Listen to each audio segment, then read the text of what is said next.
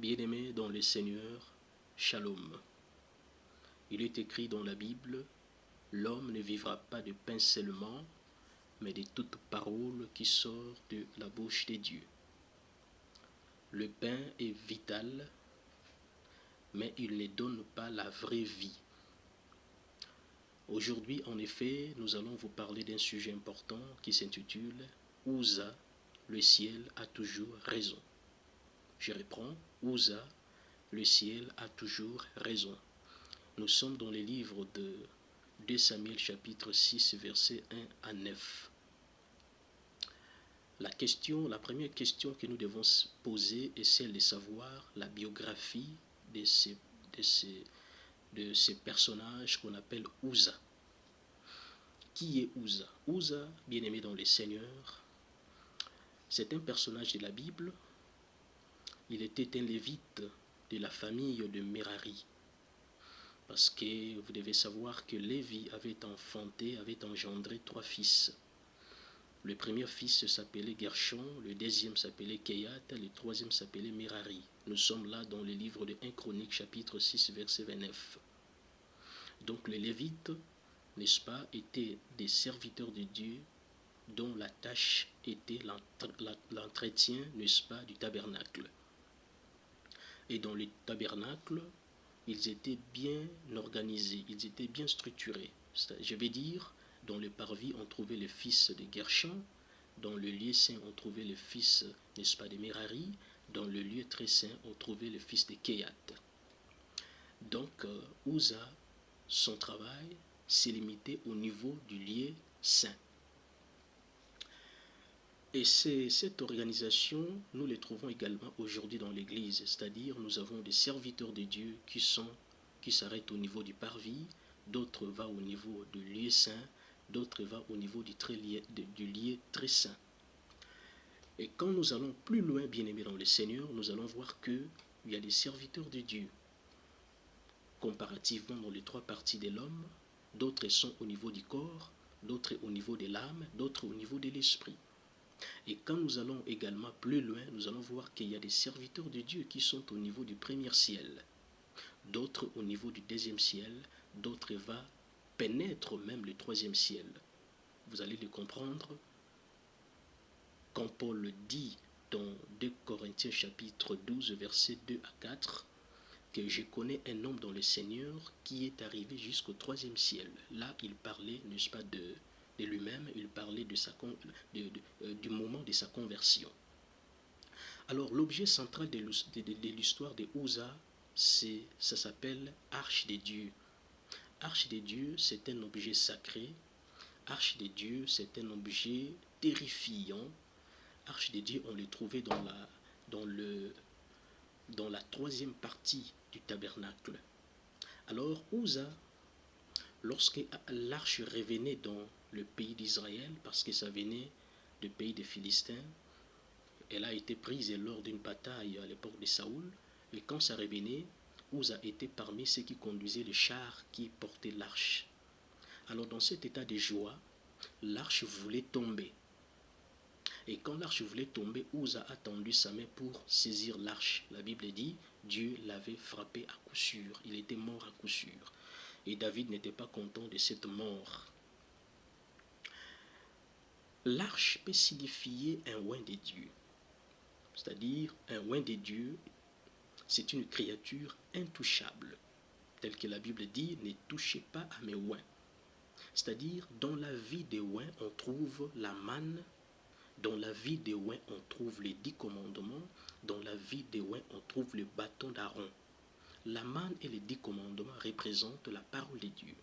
Et les bâtons d'Aaron représentent le sacerdoce. C'est-à-dire, une personne qui porte ces 2 choses est perçue intouchable. C'est une personne intouchable. Une personne qu'on ne peut pas toucher. Là, c'est une vérité que vous devez savoir. Donc, dans ce monde, nous avons des hommes qui sont considérés comme des arches. Des hommes, des oints de Dieu qu'on ne peut pas toucher, qu'on ne peut pas, n'est-ce pas, manipuler à notre guise. Uza est la catégorie de ces serviteurs de Dieu, bien-aimés dans le Seigneur, qui ne croient pas au miracle de Dieu, qui ne croient pas, qui n'ont pas la foi. Or, nous savons que ne pas avoir, ne pas croire au prodige, au miracle de Dieu en étant son serviteur est pire qu'une incrédulité. C'est plus que l'incrédulité. Un serviteur de Dieu qui ne croit pas au miracle de Dieu. Aujourd'hui, on renvoie tout miracle à la démonialité. Bien-aimé, le miracle de Dieu existe. Le miracle de Dieu existe. Et le manque de foi en Dieu nous pousse souvent à faire ce que Dieu, à faire ce que Dieu doit faire. Il y a des gens qui, au lieu de laisser Dieu faire ce qu'il doit faire et prennent la place de Dieu, ils font, n'est-ce pas, ce que Dieu devrait réellement faire. Et il y a des gens qui limitent la main de Dieu, qui écourtent la main de Dieu, qui pensent que la main de Dieu est courte.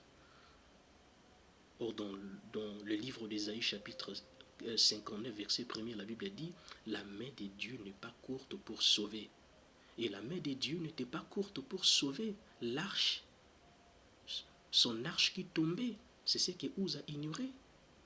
La main de Dieu n'était pas incapable d'arrêter l'arche qui tombait. Donc Uza avait une mémoire, une courte mémoire. Il ne savait pas ce que Dieu avait fait dans le passé. Bien-aimés, quand nous oublions le miracle de Dieu, quand nous oublions ce que Dieu avait fait dans le passé, nous risquons de tomber dans cette erreur de Uza. Nous risquons de tomber dans cette erreur de Uza. Et Dieu avait un plan dans cet événement. Le plan, c'était quoi? Le plan de Dieu, c'était d'édifier la foule par un miracle et d'effaroucher David, parce que David voulait que l'arche demeure dans sa maison. Or, Dieu, dans sa préscience, savait que si l'arche demeure dans la maison de David, allait engendrer des catastrophes. Donc, Uza avait, n'est-ce pas, perturbé le plan de Dieu, le plan que Dieu avait. Bien-aimé, lorsque votre conduite s'érige en obstacle, n'est-ce pas, dans l'accomplissement du plan de Dieu dans votre vie, vous devez savoir que votre existence est dans un péril imminent. Vous êtes dans un péril imminent. Votre vie est dans un risque. Pourquoi? Parce qu'il s'oppose à la réalisation des plans de Dieu.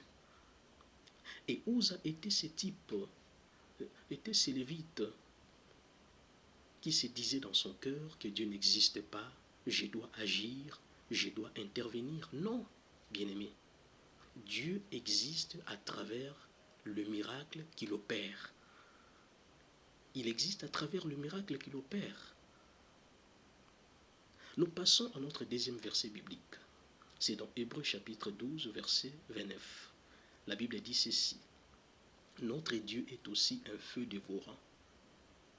Un oint de Dieu est un feu dévorant. Un oint de Dieu est une arche de Dieu qu'on ne peut pas toucher. L'arche symbolisait la présence de Dieu.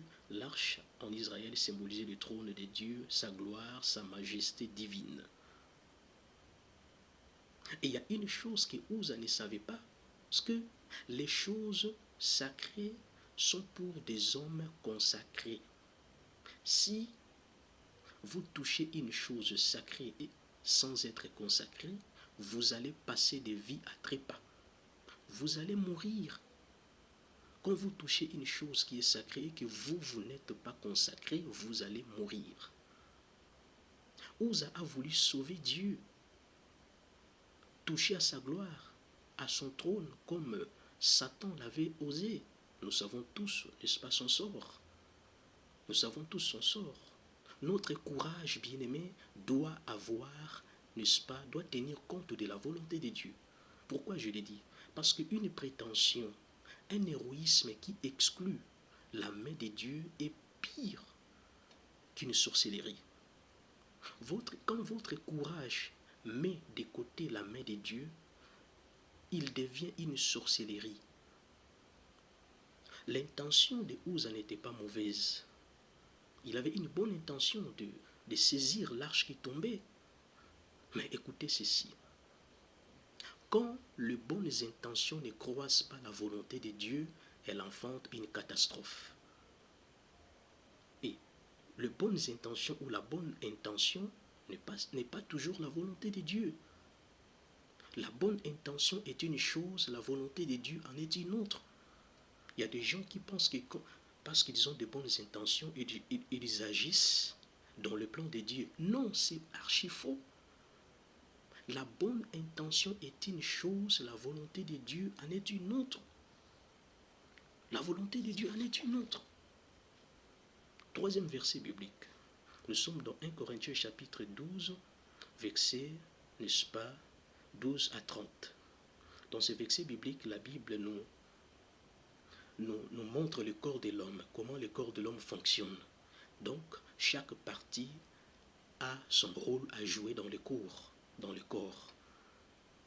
Chaque partie a des limites. Et Uza avait commis ce que moi j'appelle l'usurpation de pouvoir divin. Il est allé plus loin. Il a voulu jouer, n'est-ce pas? Il a voulu agir à la place de Dieu. Quand l'homme cherche à faire ce que Dieu devrait normalement faire pour sa gloire, cela apparaît comme un déni, comme une insulte aux yeux de Dieu. Quand vous voulez agir à la place de Dieu, votre acte, votre action paraît comme une injure aux yeux de Dieu. Bien-aimé dans le Seigneur, tu n'es pas dans ce monde pour jouer le rôle de Dieu. Que personne ne vous trompe. Tu n'es pas dans ce monde pour faire le travail que Dieu doit lui-même faire. Par exemple, vous allez voir, il y a des gens qui cherchent à convertir les gens. C'est impossible. Votre tâche, c'est de faire passer le message. Mon rôle, ce n'est pas de vous convertir. La conversion est le travail de Dieu. Et quand moi je cherche à vous convertir, je risque de mourir sans vous convertir. Parce que je veux faire un travail que Dieu lui-même devrait faire. C'est une vérité que Uza a ignorée. Uza est allé au-delà de la frontière. Uza a traversé la ligne de démarcation. Il a voulu traverser la ligne rouge. L'homme ne peut pas faire ce que Dieu doit faire pour sa gloire. C'est-à-dire, l'homme ne peut pas faire ce que Dieu fait. Et Dieu, pour sa gloire, il ne peut pas faire ce que l'homme fait. Parce que Dieu est dans un terrain des impossibles. L'homme est dans les terrains des possibles. C'est ça la grande différence. Et être serviteur de Dieu ne signifie pas que vous avez la licence de toucher tout. Non. Vous devez respecter les limites. Vous devez respecter le ligne de démarcation. Uza n'a pas respecté des limites. Dans le corps humain, il y a des limites. L'œil ne peut pas faire le travail de l'oreille. Et l'oreille ne peut pas faire le travail de l'œil. Il y a des limites. Le pied ne peut pas faire le travail de la bouche. C'est ce que Uza a ignoré. C'est ce que beaucoup de gens ignorent. Pour conclure, dans la vie bien-aimée, nous devons avoir beaucoup de réserves, de porter des jugements, des valeurs sur les événements qui nous arrivent. C'est la première chose que vous devez savoir. La deuxième chose, c'est que nous devons faire attention avec les excès de pouvoir et les excès de zèle. L'excès de pouvoir et l'excès de zèle ont toujours, n'est-ce pas, eu des conséquences, n'est-ce pas, mortelles. Des conséquences mortelles. Dans la vie, il ne faut pas être influencé, dirigé par l'excès de pouvoir, par l'excès de zèle. Sinon, vous allez, n'est-ce pas, passer l'arme à gauche. Et si vous êtes réellement un oint de Dieu, vous allez dire, je suis une arche de l'alliance. Quiconque osera me toucher mourra à coup sûr. Que Dieu vous bénisse.